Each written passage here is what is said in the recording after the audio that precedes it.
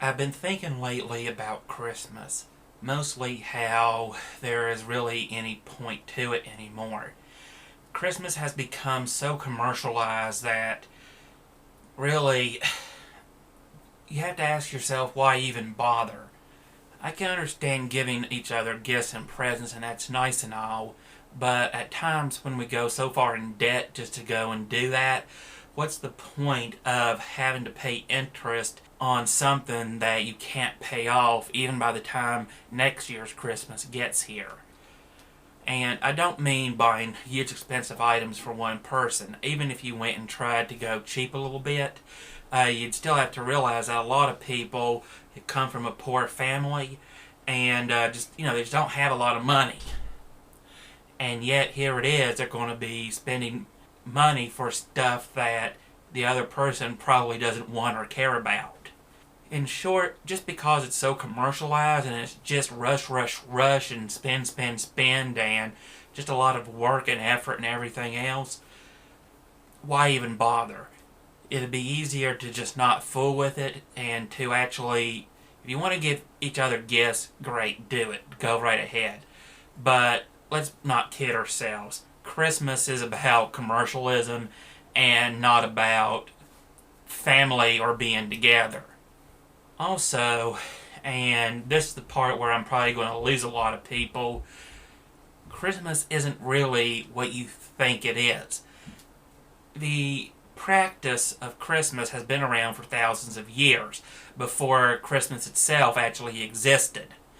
And what happened was, back during its original inception, it was originally about worshipping, it was called Saturnalius, and it was about worshipping the god Saturn. And with all this celebration that was going on at the time, what happened was the people who celebrated it did some stuff you wouldn't believe. And what I'm talking about is like burning children alive and actually using the melted fat from their bodies to make candles that they would go and that they would use for decoration. Also, I've heard of other stuff. There's phallic imagery going on here, and the Christmas tree being a penis. Plus, we're putting balls/testicles on the tree and everything else and all. It's really, really messed up. And also gets better. Santa Claus, basically, it's tied to Old Nick, and Old Nick is basically the nickname for the devil. Well, okay. Well, think about it. Saint Nick, Old Nick. Well, the thing of it is, back in the 1600s, there were these theater performances, and what happened is, before the devil came on stage, he would actually say, ho, ho, ho, to announce his presence. It doesn't stop there. Santa Claus came from the character Sinterklaas, which was actually a thin guy with a beard, and if you're an SJW, you're going to shit yourself when you see his helpers. They were called blackjacks, just miniature black doors and all, that went and punished naughty children during the Christmas Eve. Gets even worse. Look up Krampus. Krampus. Just a demon that's bound in servitude towards Santa. And it doesn't end there. Santa was basically originally this guy called Woden. And for those who are familiar with that name, you know that Woden is also just the name change from Odin, which is in, I believe, Norse mythology. Well, the entire point of it is, Christmas is really messed up. It's not what you think it is. It's a pagan holiday, is what I'm getting at. We are all worshiping a pagan holiday, and think about it. We're basically sitting down and at Christmas morning kneeling in front of a Christmas tree, and on our minds, it's not anything about family or anything else. It's about material goods. Now, Of course, a lot of people are going to sit and say, well, I'm not a Christian, so I don't care about this stuff, or you practice a different denomination of religion, whatever. If that's the case, don't worry, knock yourselves out. That's fine too. But for those who are Christians and all, you really would want to go and stop practicing this holiday big time, because it is just beyond messed up. And as a lot of people have stated before, well, that's not what it means to me. It may have meant this, but now it means this, and that's okay. And you would be wrong. There's actually a passage in the Bible that says, where God actually tells his people, look, keep my commandments. Do not add to it, and do not go and take away from it. And what's happening is, one of the things he actually made clear outright was when it came to pagan practices and worships, you do not go and take these traditions and use them yourself.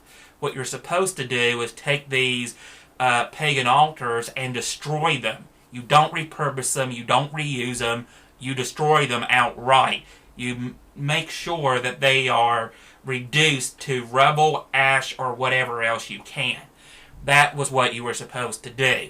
But apparently it took a lot of work in order to go and build these things. And so what happened was the early Christian king, Constantine, went and said, well, we'll just go and scratch out the original gods and we'll just substitute our God. So instead of worshiping the sun, S-U-N, it's now about worshiping the sun, S-O-N. And really, you ought to look up the sun disk thing a lot, because, again, this goes back into sun worship, again, which is a pagan holiday. And what happens is that halo, what you think is a halo, it's not. It's a sun disk, and it's related to sun worship. And why do we have sun worship being involved in Christian imagery, I do not know. But then again, you got to look at the Vatican, because there's a giant sun disk on the ground with a obelisk in the center.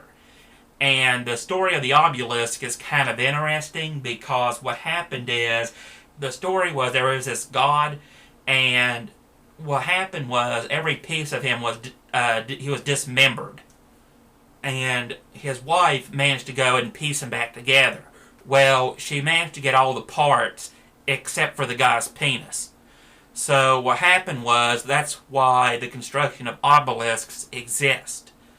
And so the fact that there's this giant pagan wang in the middle of the Vatican, that's kind of messed up. But then again, if you think about it, the sun disk can be seen as basically an allegory to the woman's vagina. So really, and not only that there, but the Vatican, take a look at it. It's pointing due west towards the sun. And not only that there, but if you look at it just right, it's in the shape of a giant penis. Now, it doesn't stop there, of course. There's a lot more stuff that's in, and here's the fun part. You think that the obelisks are bad? Well, there's another place that we go and see them being used a whole lot, but we don't call it an obelisk. What we call it is a steeple. That's right. The churches you attend to, those giant spires on top of them, nothing more than a giant demonic wang. Again, you don't have to believe a thing I'm saying. If I'm wrong, by all means, prove it. I'm just repeating what I've heard before. But the point I'm getting at is, a lot of the stuff that we are presented is not what we think it is. A lot of it has been changed, mutated, and it no longer is what it once was. Kind of like what Jesus looks like. Jesus does not look like some kind of German hippie with long hair. Hippie and long hair being redundant, of course, but moving on. And what's happening is, the original Jesus, what he looked like originally, was just like any other Jew. No, seriously, go and look up the true face of Jesus online, and you'll look at him and be like, I did not go and picture him like that one bit in my mind. But also, hate to break it to you, but Jesus had short hair, not long. The reason is because the custom of the time was to go and keep your hair like the senators did, and that meant short. So what would happen is, it's the entire where Judas said, well, the man I kiss is Jesus. Well, okay. If Jesus had long hair, all Judas would have had to do was say, Judas is the long-haired hippie. Go and arrest him. And yeah, there's stuff I've heard that the word betrayed is a mistranslation, and the original word was handed over, mostly to go and fulfill the Bible. And again, it gets even more messed up when you realize that the Old Testament in its own way is still in effect. It's just that we have been given a bit of quote-unquote wiggle room. We haven't been given a license to sin. We're allowed to be human, and we're allowed to be imperfect. We're not allowed to get away with stuff. In fact, it's like speeding. If you went and sped any, the cop will pull you over, and if he's a nice guy, or he doesn't have to meet his quota of tickets that he has to give out for that month, he'll probably let you go. Well, okay, that's a form of grace. If there was no law, you could drive as fast as you wanted to, and grace wouldn't apply because, with no law, then how is there grace? So the Torah may still be in effect, believe it or not. This is, like I said, I'm gotten sidetracked big time from talking about Christmas. But the point of it is, a lot of this stuff that you call Christian is not as Christian as you think it is. And while I have talked too much and probably lost quite a few people here, the main point of it is, if what I've said has offended you in any way, well, as I've always said before, prove me wrong. Because if you can prove me wrong, then I benefit because I actually learn what is true. On the other hand, if I prove you wrong, there's only two ways things are going to go and happen. You're either going to be an atheist and get quite a kick out of this because now you got some ammo to bring against your Christian quote-unquote friends, or you're a Christian and, well, you got some changes to make in your life.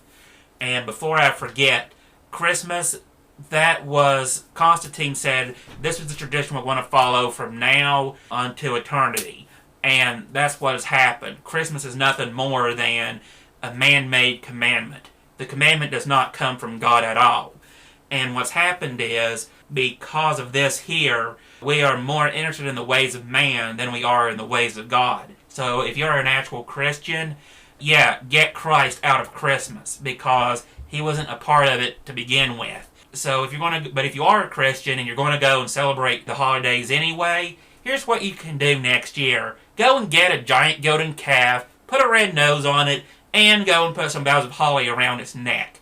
It's pretty much the same thing as what you're doing right now. It's just that you actually go and recognize that, hey, guess what? You're a pagan going under the name of a Christian. Anyway, I've left some videos in the link. Check them out. They're going to go and illustrate what I'm talking about in finer detail. So I've already gone and talked enough, and I've said my piece. So everyone who's hearing this, have a happy New Year, happy holidays, happy Hanukkah, happy Kwanzaa. Please don't sue me if I missed your holiday. So happy whatever you celebrate. Peace.